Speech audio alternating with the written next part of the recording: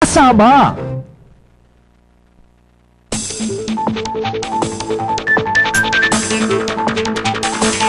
Si Bing Formento, ihatid namin sa inyo ang isa na namang edisyon ng IBC Express Balita sa hapong ito.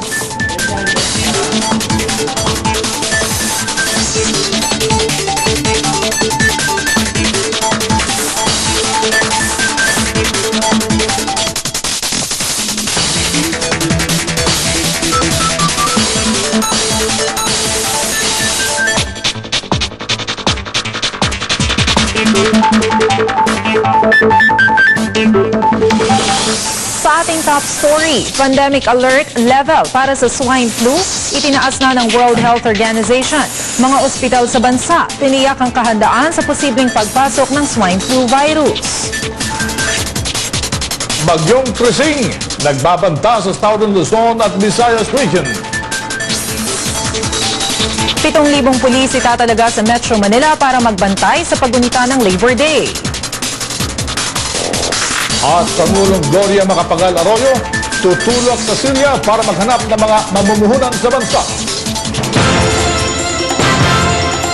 Itinaas na ng World Health Organization sa Phase 5 ang pandemic alert level para sa Mexican swine flu virus. Ang pandemic influenza phases ang ginagamit na batayan ng WHO para malaman kung gaano kalaganap na ang isang karamdaman.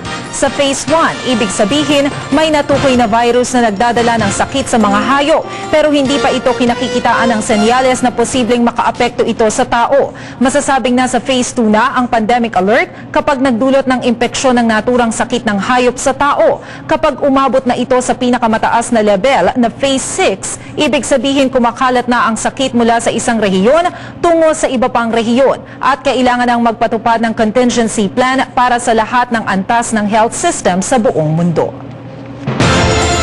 Tiniyak naman ng Department of Health ang kahandaan ng mga ospital dito sa bansa sa posibleng pagpasok ng swine flu virus. Ito ang Express Balita na hatid sa atin ni Jinky Baticados.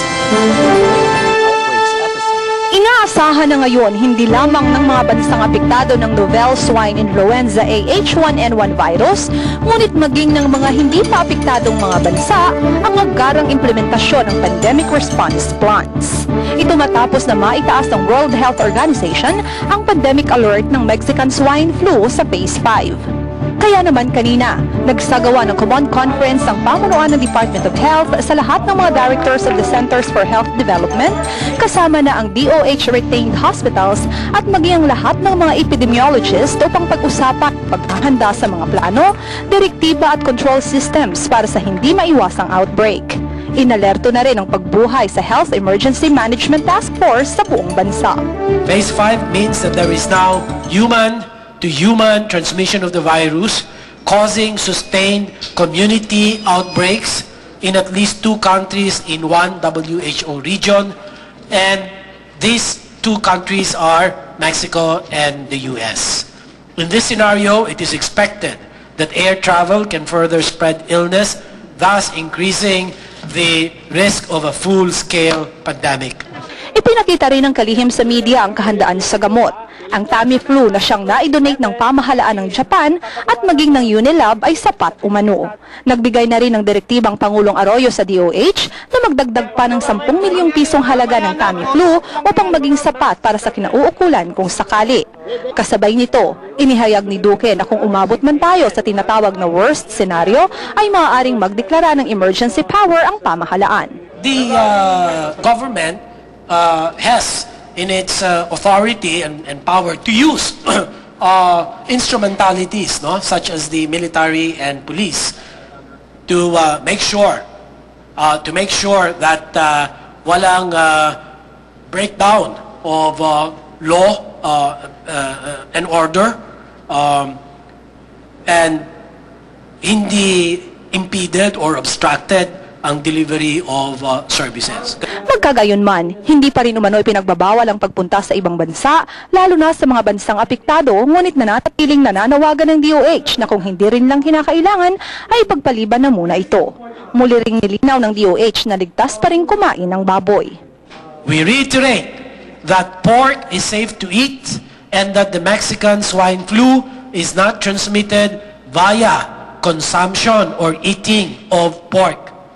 As a precaution, however, the national government through the Department of Agriculture has already issued a temporary suspension of all hog and pork imports from afflicted zones while placing under heightened alert at all airports and seaports to prevent illegal imports. Samantala, tiniyak pa ngayon ng Kagawaran ng Kalusugan ang napaulat na may 300 mga pilgrims na kilala bilang Human Life International Group ang pumunta ng Mexico upang bumisita sa Our Lady of Lourdes. Inaalam pa ng Kagawaran ng mga pangalan ng mga ito upang malaman ang gagawin sa pagbabalik ng mga ito sa bansa.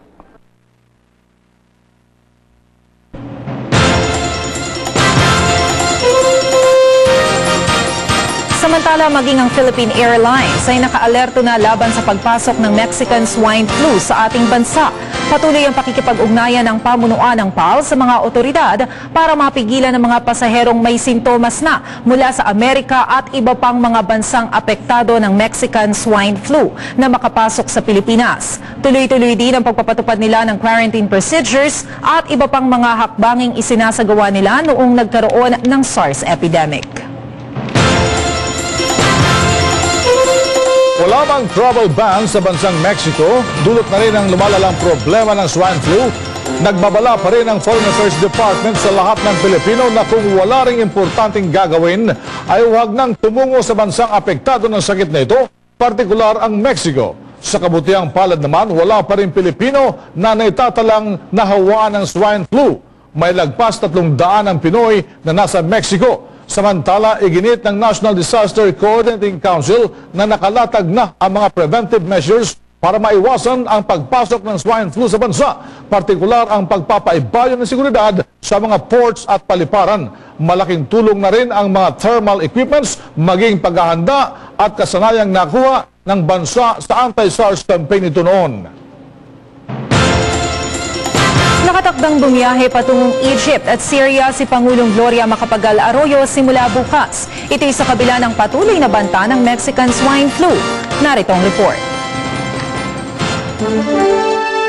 Sa kabila ng banta ng swine flu, tuloy pa rin ang paglipad ng Pangulong Gloria Arroyo patungong Egypt bukas ng gabi. Ayon kay Presidential Deputy Spokesperson Anthony Goles, sa ngayon ay nananatili namang ligtas mula sa nasabing virus ang Egypt at Syria, kung saan mamamalagi ang Pangulo mula May 2 hanggang May 6. As of now, wala pa pong bago, wala pa pong changes sa schedule ng ating Pangulo. Ang importante naman po pag tayo ay bumabiyahe, we must always put much emphasis on our personal hygiene, and doon nga sa ibang lugar pinagbabawal na yung paghahalik, pinagbabawal na yung handshaking. You know, we have to take care of, we have to take note of these things. Ayon sa kalihim, nakatakdang makipagpulong ang Pangulong Arroyo sa presidente ng Egypt na si Hosni Mubarak at makipagdialogo sa mga potensyal na mamumuhunan. Kasunod nito, paghahanap din ng mga potensyal na investor sa Pilipinas at pagsusulong ng kapayapaan, ang pangunahing agenda ng Pangulo sa kanyang state visit sa Syria. Nakatakdang makipagpulong ang Pangulo kay Syrian President Bashar al-Assad pagdating nito sa Syria. Dito inaasahang lalagdaan ng dalawang pinuno ng bansa ang isang partnership at cooperation agreement. Magbibigay din ng pahayag ang Chief Executive sa People's Assembly of Syria at makikipag-usap sa Syrian business leaders at mga investor. Sa ngayon ay may tinatayang 17,000 Pilipino ang nasa nasabing bansa. Ako si Maricel Halili, Nagbabalita Express.